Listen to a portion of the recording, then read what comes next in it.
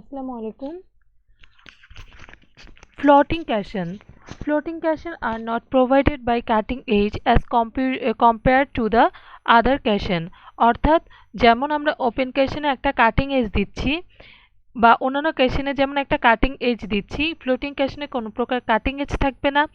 This type of caisson is simple rest on hard or level strata, অর্থাৎ পানির নিচে যে মাটির স্তরটা রয়েছে সেই স্তরে এটি রেস্ট করে। In this way, load carrying capacity is a function of the resistance at the base since there is no screen friction on sides. অর্থাৎ যেহেতু ফ্লোটিং ক্যাশনটা কি কোনো প্রকার কাটিং এজ নাই, সেজন্য যে লোডিং ক্যাপাসিটির উপর নির্ভর করেই এই ফ্লোটিং ক্যাশনটা স্টেবল থাকে, যেহেতু এখানে কোনো স্ক্রিন মানে কাটিং কোনো ফ্রিকশন থাকছে না, এর জন্য কোনো প্রকার রেজিস্ট্যান্স থাকছে না। On the top of caisson, a concrete cap is provided to carry the loads uniformly from the superstructure. অর্থাৎ সুপারস্ট্রাকচার থেকে যে লোডটা আসছে সেটাকে ক্যারি করার জন্য, সঠিকভাবে ইউনিফর্মলি লোডটাকে ডিস্ট্রিবিউট করার জন্য এর উপরে একটা ক্যাপ ইউজ করা হয়, যেখানে একটা কনক্রিটের ক্যাপ ইউজ করা হয়েছে। At the base of floating caisson riprap is provided around the base for better understanding. অর্থাৎ এখানে রিপ্র্যাপ অর্থাৎ কিছু নুড়ি পাথর দেওয়া হচ্ছে বা পাথর দেওয়া হচ্ছে, যার ফলে কি হচ্ছে এটা যাতে স্রোতের সাথে ভেসে চলে না যায় বা উল্টে না পড়ে। Next advantages of box caisson. Box ক্যাশনের মূল অ্যাডভান্টেজেসটা কি, যে কনস্ট্রাকশন কস্ট ইজ লো, অর্থাৎ এটা কনস্ট্রাকশন কস্টটা লো হয়ে থাকে, ইনস্টলেশনটা কুইক থাকে, অর্থাৎ আমরা ফ্লোট আকারে নিয়ে আসছি এবং এটাকে সাইটে বসিয়ে দিচ্ছি। used where construction of caisson at the site is costly or unfeasible, অর্থাৎ যেখানে এই ক্যাশনটা যেখানে ইউজ করা হচ্ছে, যেখানে আমরা সাইটে ক্যাশনটা তৈরি করতে পারছি না, তো সেখানে আমরা কি করতে পারছি যে সাইটে ক্যাশনটা তৈরি করা যাচ্ছে না অথবা কস্টলি হয়ে যাচ্ছে, সেই সময় আমরা কি করতে পারছি এই বক্স ক্যাশনটা ইউজ করতে পারছি। ডিসঅ্যাডভান্টেজেসটা কি, যে যদি লেভেল সারফেসটা আমার যে গ্রাউন্ড সারফেসটা যদি আমার লেভেলড না থাকে, সেক্ষেত্রে বক্স ক্যাশনের জন্য একটা ভালো ডিসঅ্যাডভান্টেজ নিয়ে আসে। This type is feasible if the stratum suitable for supporting the caisson is near the ground surface.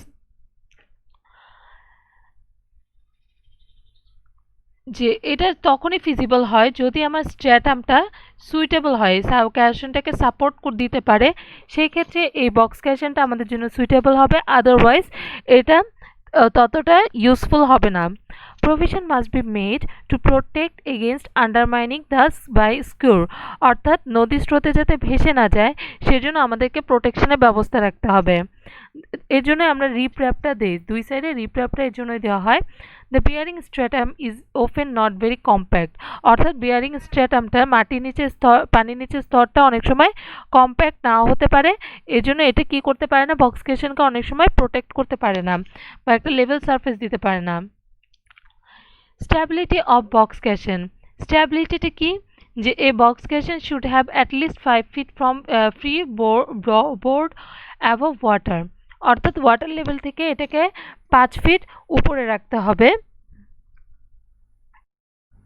এবং এটা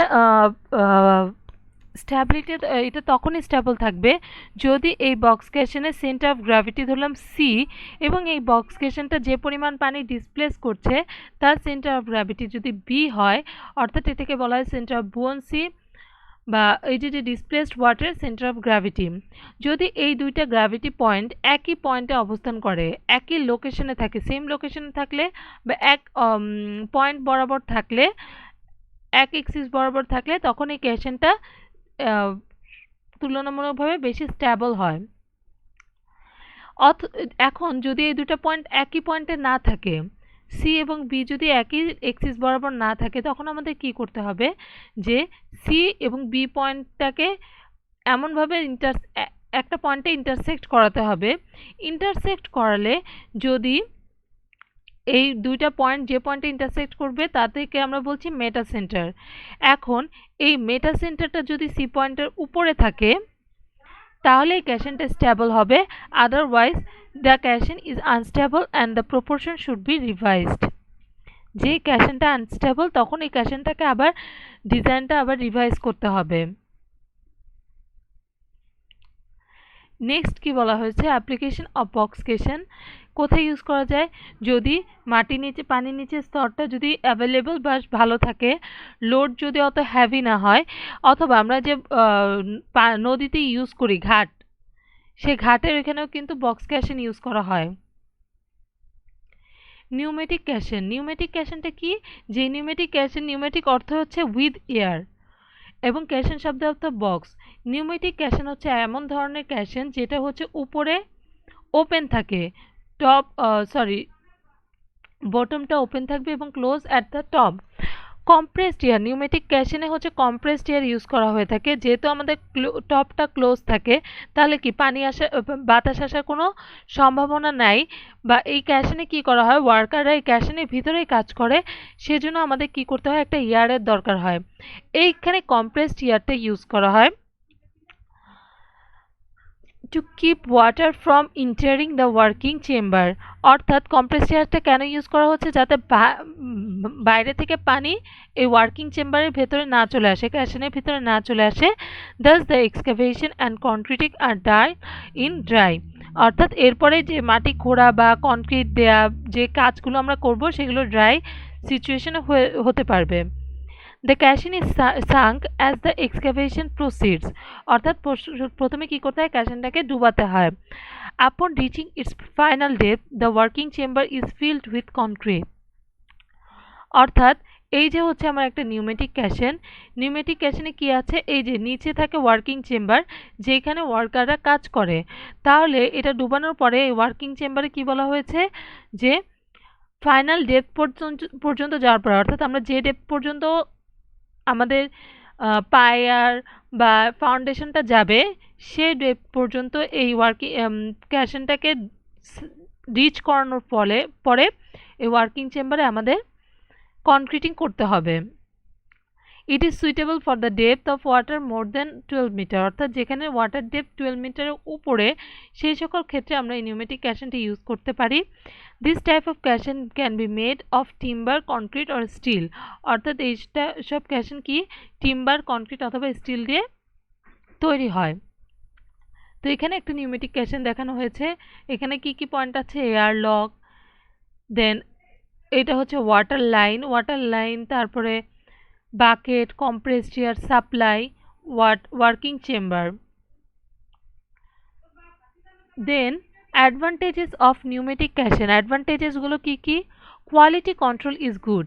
অর্থাৎ নিউমেটিক ক্যাশনে কি আমাদের ওয়ার্কিং চেম্বারটা আমরা ড্রাই অবস্থায় পাচ্ছি, তো এর ফলে কি হচ্ছে, আমাদের কাজটা আমরা ড্রাই কন্ডিশনে করতে পারছি, এজন্য আমাদের কাজের কোয়ালিটিটাও ভালো আসবে। In situ soil test are possible to determine the bearing capacity. অর্থাৎ বেয়ারিং ক্যাপাসিটি ডিটারমাইন করার জন্য সয়েল টেস্ট করাগুলো পসিবল হবে, কারণ আমরা ড্রাই কন্ডিশনে সয়েলগুলো পাবো। There is direct and easy passes to reach the bottom of caisson. অর্থাৎ আমরা যেহেতু নিউমেটিক ক্যাশনে কি করছি, আমরা ক্যাশনটা একদম বটম পর্যন্ত দিচ্ছি এবং ওয়ার্কাররা সে বটমে পৌঁছাতে পারছে, তো এর জন্য আমরা কি করতে পারছি, যে কোনো ধরনের কনস্ট্রাকশন করতে পারছি এবং direct and easy passes to reach the bottom of the caisson. অর্থাৎ ডিরেক্টলি আমরা ক্যাশনের বটমে যেতে পারছি। Hence any obstruction can easily be removed. অর্থাৎ যদি বটমে কোনো অবস্ট্রাকশন থাকে সেটা আমরা সহজে রিমুভ করতে পারছি। Concrete grain more strength due to dry condition. অর্থাৎ ড্রাই কন্ডিশনে আমরা কাজগুলো করতে পারছি দেখে কনক্রিট মোর স্ট্রেংথ গেইন করতে পারছে। For major projects greater depths in bed rocks can be possible. অর্থাৎ আমাদের যদি অনেক ভালো প্রজেক্ট, কোনো ধরনের মেজর প্রজেক্ট আছে যেখানে আমাদের অনেক ডেপথ পর্যন্ত আমাদের ফাউন্ডেশন করতে হবে, সেটাই নিউমেটিক ক্যাশন দ্বারা আমরা করতে পারবো। There is no danger of settlement. অর্থাৎ কোনো সেটেলমেন্টের প্রবাবিলিটি থাকবে না, কারণ কি আমরা ground water because of no lowering of ground water table. অর্থাৎ আমরা যেহেতু স্ট্রাকচারটাকে ড্রাই কন্ডিশনে করছি এবং ভালো মতো সয়েলটাকে সেটেল করতে পারছি, সেই কারণে পরবর্তীতে সেটেলমেন্ট হওয়ার যে প্রবাবিলিটি থাকে সেটা কমে যায়। এছাড়া ডিসঅ্যাডভান্টেজেসটা কি কি হতে পারে, এই কনস্ট্রাকশনটা নিউমেটিক ক্যাশনের সাহায্যে কনস্ট্রাকশন করাটা খুব কস্টলি হয়। অন্যান্য ক্যাশন থেকে। During working the various constructional activities a proper care has to be taken, otherwise it may lead to fatal accidents. অর্থাৎ যখন আমরা কনস্ট্রাকশন করব, যেহেতু এর ভেতরে এয়ারটা কি আমাদেরকে কম্প্রেসড এয়ার ইউজ করতে হচ্ছে, তো আমরা যদি ঠিকমতো এয়ার প্রেশারটা ঠিকমতো না রাখি তাহলে কি হতে পারে, ওয়ার্কারদের শ্বাস প্রশ্বাস গ্রহণের অসুবিধা হতে পারে, অথবা বিভিন্ন কারণে একটা ফ্যাটাল অ্যাক্সিডেন্ট হতে পারে। এবং এর ম্যাক্সিমাম ডেপথটা 30 থেকে 40 মিটার পর্যন্ত হয়। বিয়ন্ড 40 মিটার অর্থাৎ 40 মিটার ডেপথের উপরে চলে গেলে কনস্ট্রাকশন করাটা অনেক সময় পসিবল হয়ে ওঠে না। There is more chances of caisson disease. Caisson ডিজিজটা কি, নিউমেটিক ক্যাশনে যদি ওয়ার্কাররা অনেক দিন ধরে কাজ করে তাহলে তাদের একটা ডিজিজ হয়, সেটা হচ্ছে ক্যাশন ডিজিজ। এটা কিসের জন্য হয়, যে আমরা কি করছে, ওয়ার্কাররা পানির নিচে কি প্রেশারটা অনেক বেশি হয়, যত নিচে যাব ততই প্রেশারটা বেশি হয়। তো ওয়ার্কম্যানরা যখন এখানে অনেক দিন ধরে কাজ করে তখন কি হয়ে যায়, তাদের মধ্যে একটা ক্যাশন ডিজিজ দেখা যায়। লেবার কস্ট ইজ হাই, যেহেতু এখানে আপনার অ্যাক্সিডেন্টের পরিমাণ বেশি, রিস্ক আছে অনেক, তাই এর জন্য লেবার কস্টও অনেক হাই হয়ে থাকে। এবার দেখা যাক একটা নিউমেটিক ক্যাশনে কী কী কম্পোনেন্টস থাকে। এয়ার লক, এয়ার শ্যাফট, মাগ বাকেট। অর্থাৎ এই মাগ বাকেটটা কি, যে ভেতর থেকে যে আমরা কাটিং করব, ওয়ার্কিং চেম্বার থেকে যে মাটিগুলো সরাবো, সেই মাটিগুলো সরানোর জন্য একটা বাকেট ইউজ করি, সেটা হচ্ছে মাড বাকেট নামে পরিচিত। Then air shaft, air lock, working chamber, compressed air supply line. অর্থাৎ যে আমরা বাইরে থেকে কম্প্রেসড এয়ার দিচ্ছি, এই সাপ্লাই লাইনটাও আমাদের এই নিউমেটিক ক্যাশনের ভিতর থাকে। Next component working chamber. Working chamber height is about 8 feet, অর্থাৎ ওয়ার্কিং চেম্বারটা 8 ফিট উচ্চতা পর্যন্ত থাকে and is totally air tight. এই ওয়ার্কিং চেম্বারটা এয়ার টাইট হয়ে থাকে যাতে বাইরে থেকে পানিটা না আসতে পারে। যদি আমাদের কম্প্রেসড এয়ার না থাকে, যেমন একটা গ্লাসে যদি ভেতরে এয়ার থাকে তাহলে কিন্তু পানিটা গ্লাসের ভেতর প্রবেশ করতে পারে না। ঠিক ওয়ার্কিং এই মেথডটা কাজে লাগানো হয়েছে নিউমেটিক ক্যাশনে, যে আমাদের যদি ভেতরেও প্রেশারটা ভালো থাকে তাহলে বাইরে থেকে পানি আর ওয়ার্কিং চেম্বারে আসতে পারবে না। To prevent the entry of air and water into the chamber, the air inside the chamber is kept at a pressure just more than the atmospheric pressure. অর্থাৎ যে যাতে আমাদের বাইরে থেকে পানি বা কোনো এয়ার না আসতে পারে, সেজন্য এই যে ওয়ার্কিং চেম্বারে যে প্রেশারটা থাকে সেটা অ্যাটমসফিয়ারের যে প্রেশার থাকে তার থেকে কিছুটা বেশি হয়। External surface of chamber is kept thick, অর্থাৎ চেম্বারের চারপাশের সারফেসটা একটু ঠিক রাখা হয় যার ফলে পানি যাতে ভেতরে না আসতে পারে। To facilitate the proper processing of sinking, a cutting edge is provided at the bottom. অর্থাৎ এই যে দেখা যাক, এই যে বটমে একটা কাটিং এজ ইউজ করা হয় যাতে এটা প্রপারলি ডেপথে প্রবেশ করতে পারে। এই যে হচ্ছে ওয়ার্কিং চেম্বারগুলো। Next air shaft. এয়ার শেফটটা কি, যে এটা হচ্ছে ওয়ার্কিং চেম্বার এবং এয়ার লক, অর্থাৎ যাতে যদি আমরা এই ছবিটা দেখি, যে এই যে ওয়ার্কিং বাইরে থেকে লোকরা যে ওয়ার্কিং চেম্বারে আসবে, ওয়ার্কাররা যে ওয়ার্কিং চেম্বারে আসবে, সে ওয়ার্কিং চেম্বারে আসার জন্য যে শ্যাফট বা যে মইটা আমরা ইউজ করছি, ল্যাডারটা ইউজ করছি, সেটাকে আমরা বলছি air shift. The passage or air shaft is used by the workmen or workers to reach to the working chamber to ground surface.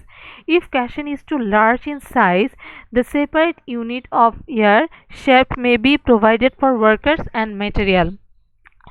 যদি ক্যাশনটা সাইজে অনেক বড় হয় তখন আমাদের কি করতে হয়, অনেকগুলো এয়ারশেফট ইউজ করতে হয়, একের অধিক এয়ারশেফট ইউজ করতে হয়। Airshaft is made up of steel material. The joint involved in airshaft are sealed by rubber gasket. Airlock is provided on each airshaft at the top. অর্থাৎ এয়ারশেফট আমরা কি এখানে কি করছে, ওয়ার্কাররা এখান দিয়ে ওঠানামা করবে, তো এর জন্য এখানে যে জয়েন্টটা থাকবে, এয়ারশেফটের যে জয়েন্টটা থাকবে সেটাকে আমাদের কি করতে হয়, রাবার গ্যাসকেট বা এমনভাবে কি করতে হয় যাতে এখান থেকে এয়ার পাস করতে না পারে, যে এয়ার লক থেকে এয়ার বাইরের এয়ার যাতে ভেতরে প্রবেশ না করতে পারে বা ভেতরের বাতাস যাতে বাইরে না যেতে পারে। When sinking process is going on, air shaft is extended above the water level. অর্থাৎ সিঙ্কিং প্রসেস করার সময় যখন এই ক্যাশনটাকে ডুবানোর প্রসেসিংয়ে হয়, ডুবাতে হয়, তখন এই এয়ার শেপটা পানি থেকে উপরের লেভেলে রাখতে হয়। এরপরে আছে এয়ারলক। এয়ারলকটা কি? A chamber made of steel provided at the upper end of the air shaft above the water level is called airlock. অর্থাৎ এয়ার শেপটার উপরে যে কম্পোনেন্টটা রয়েছে সেটাকে আমরা বলছি এয়ারলক। এই এয়ারলকের মাধ্যমে কি করা হচ্ছে? allows the worker or workman to enter or exit from the caisson without releasing the air pressure in the working chamber। অর্থাৎ আমরা কি বলেছিলাম, ওয়ার্কিং চেম্বারের প্রেশারটা আমার বাইরের যে অ্যাটমসফেরিক প্রেশার থাকে তার থেকে কিছুটা বেশি হয়। তো এর জন্য ওয়ার্কাররা যখন প্রবেশ করবে, যাতে এই প্রেশারটা, এই ভেতরের যে প্রেশারটা ওটা যাতে বাইরে পাস না হয়ে যেতে পারে বা বাইরের প্রেশার যাতে ভেতরে না আসতে পারে, সেজন্য এয়ারলকটা ইউজ করা হয়। এয়ারলক মানে বোঝাই যাচ্ছে যে এটা এয়ারটাকে লক করে রাখবে, ভেতরের বাতাসটাকে লক করে রাখবে।